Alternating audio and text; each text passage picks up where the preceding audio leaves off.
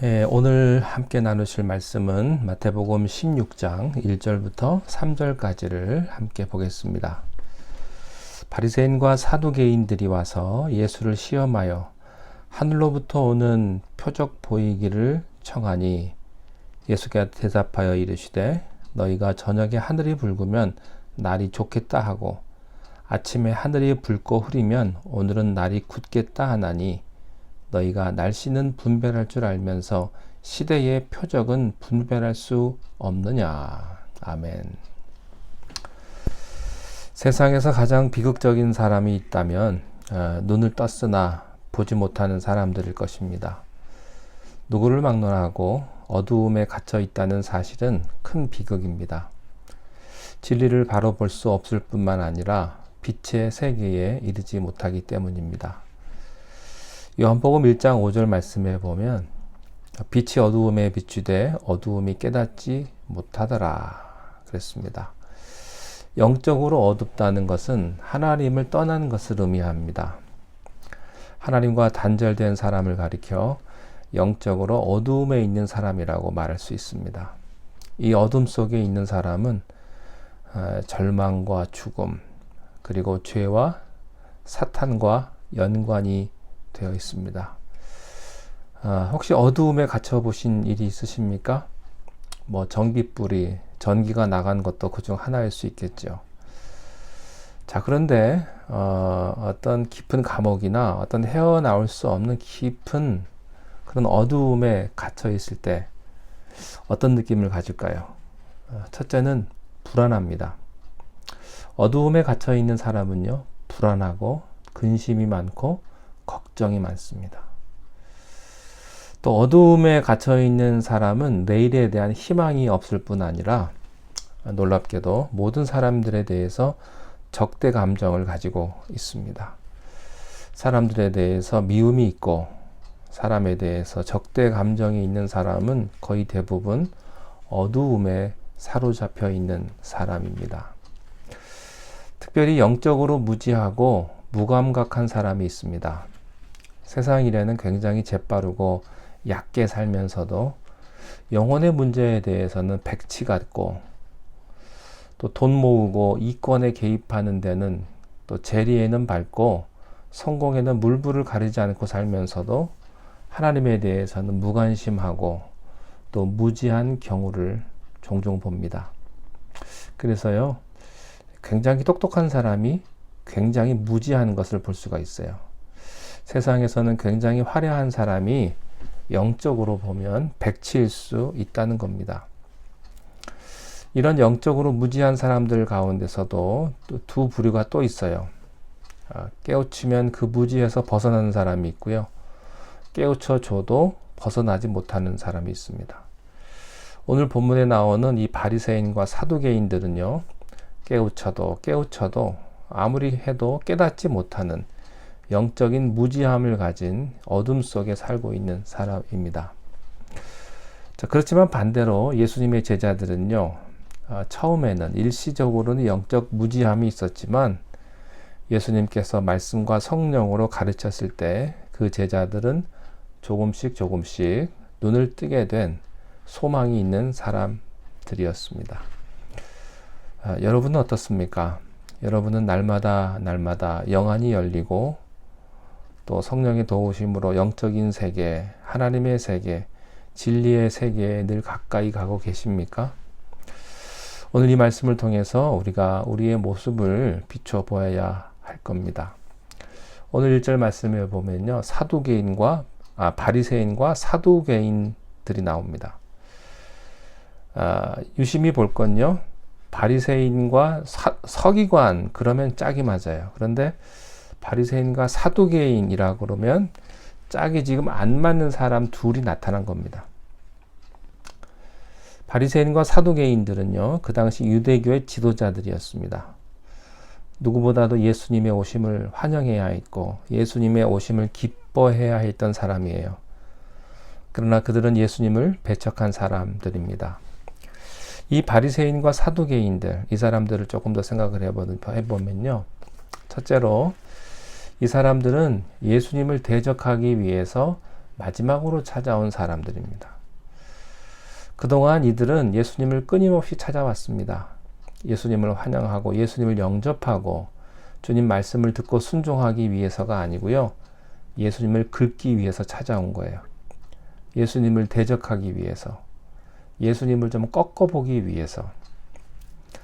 마태복음 3장부터 세례 요한이 세례를 줄 때 바리새인과 사두개인이 찾아왔습니다. 그리고 12장에 가보면 이들이 안식일의 문제를 가지고 예수님을 찾아왔어요. 그리고 여러 가지 문제를 가지고 예수님 앞에 도전하고 항의합니다. 그런데 성경을 쭉 보면요. 오늘 바리새인과 사두개인이 찾아온 것이 거의 마지막입니다. 이후로부터는 예수님은 이 사람들과 논쟁을 하지 않으시고 예수님이 십자가에 못 박혀 돌아가실 때까지 제자들에게 집중하는 모습을 볼 수가 있습니다. 자, 바리새인과 사두개인들, 그들의 타이틀은 화려합니다. 그들은 존경받는 계급이었습니다. 그러나 가장 불쌍한 사람들입니다. 요즘 세상에 그런 사람이 많죠. 세상적으로는 화려하고 세상에서는 존경을 받고 또 세상 권력이 있는 사람이지만 참 불쌍하고 비참한 사람들이 참 많습니다. 인생이 얼마나 된다고 영적인 것에는 무지하고 그 잠깐의 그 권력욕 때문에, 물질욕 때문에 불쌍한 사람들이죠. 이 사람들을 보면서 우리는 이런 사실을 깨닫습니다. 사람은요, 누구든지 처음에는 실수할 수 있고 잘못된 행동을 할 수 있다는 거죠. 그러나 끝까지 자기의 실수와 고집을, 잘못을 고집한다면 그것은 단순한 실수와 잘못일 수가 없다는 거예요. 그것이 실수와 허물의 문제가 아니고 교만의 문제, 죄의 문제입니다. 실수할 수 있습니다. 우리가 허물이 있을 수 있죠. 왜 허물이 없습니까? 잘못 행동할 수 있죠. 그러나 그것을 깨달았을 때는 돌아서야 합니다. 잘못된 줄 알았을 땐 빨리 고쳐야 합니다. 잘못된 줄 알면서도 끝까지 고집한다면 그것은 실수가 아니라 교만이고요. 허물이 아니라 죄입니다. 바리새인과 사두개인들은 끝까지 예수 그리스도를 배척하고 거부했습니다. 이들은 누구보다도 예수님과 가까운 거리에 있었고 그분의 말씀을 친히 들었고 그분의 기적을 목격한 사람입니다.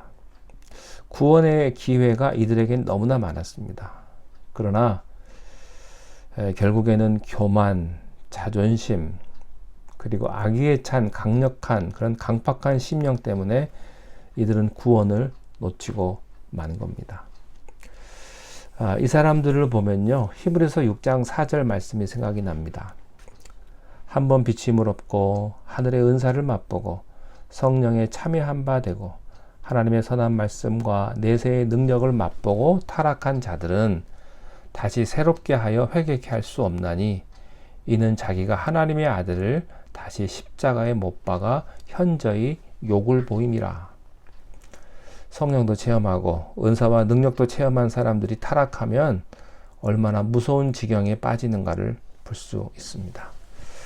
그렇습니다. 바리새인들, 서기관들, 사두개인들, 그들의 훈장은 번쩍거렸고요. 그들의 옷은 화려했고 그들은 성전을 들락날락했고요. 하나님의 이름을 자기의 전매 특허처럼 불렀던 사람들입니다. 사랑하는 성도 여러분, 교회 오는 게 중요하지 않습니다. 건물 왔다 갔다 하는 게 중요하지 않아요. 예수 그리스도를 믿는 것이 중요합니다. 예수 그리스도를 믿을 뿐만 아니라 하나님의 자녀가 되는 권세를 갖는 게 중요합니다. 제가 자주 말씀을 드리는데요. 여러분, 모태신앙이라는 거 자랑거리가 아닙니다. 우리 집은 크리스찬 대대로 집안이다. 이게 자랑할 거리가 아니에요. 그것은 자랑거리가 아닙니다. 여러분, 예수님을 얼마나 오래 믿느냐가 중요하지 않아요. 바로 믿고 있느냐가 중요합니다. 올바르게 믿고 있느냐. 자, 한 가지만 더 말씀을 드리겠습니다. 이 바리새인과 사두개인들은요, 그들은 예수님을 배척하기 위해서 손을 잡은 사람들입니다. 그들은 실제로 손잡을 수 없는 사람들이에요. 입장이 아주 다른 사람들입니다. 그들은 서로 적대 관계에 있었고 서로 극도로 경멸했고요. 서로 비판하는 관계에 있었던 사람들입니다. 바리새인들은 보수적이었고 전통적이었어요. 성경을 믿고 천사를 믿고 부활을 믿는 사람들이었습니다. 반면에 사두개인들은 자유주의적 신앙을 가진 합리주의적이고 현실주의적인 신앙을 가진 사람들이에요.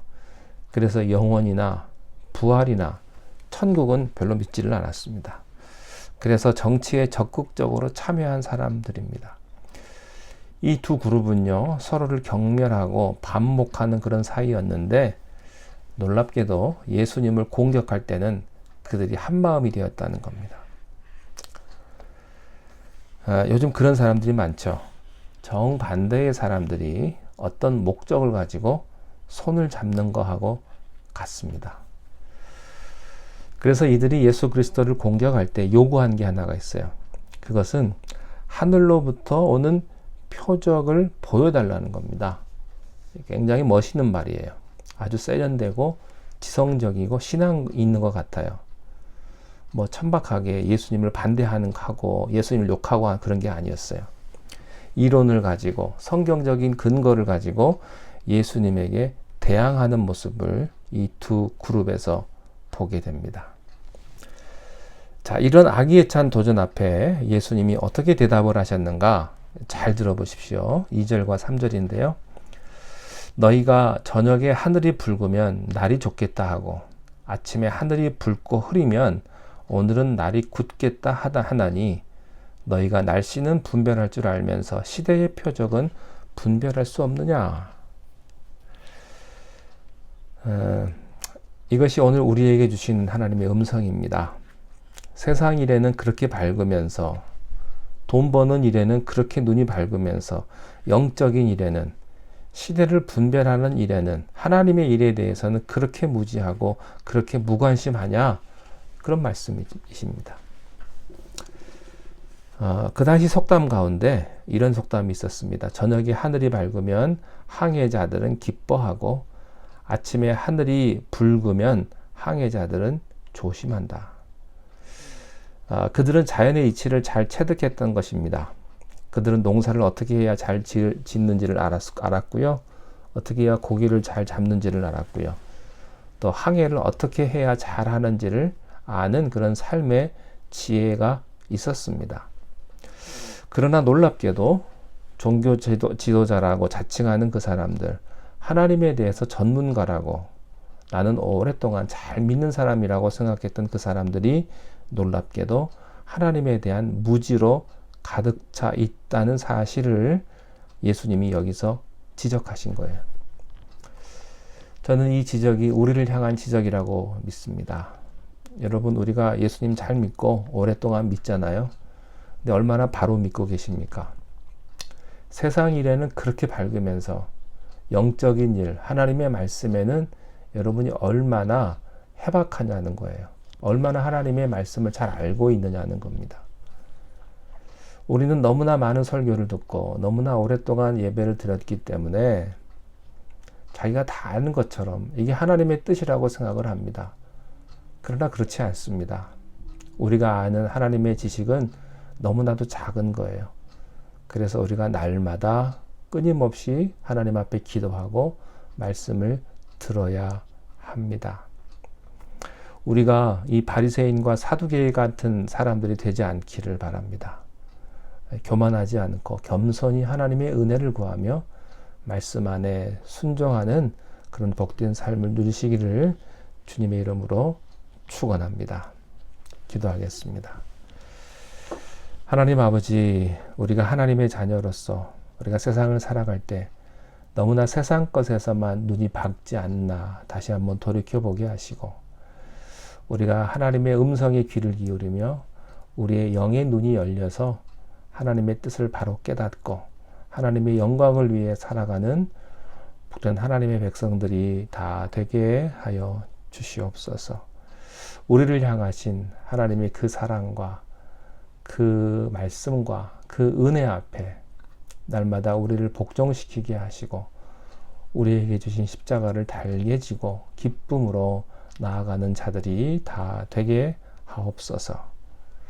예수님의 이름으로 기도하옵나이다. 아멘.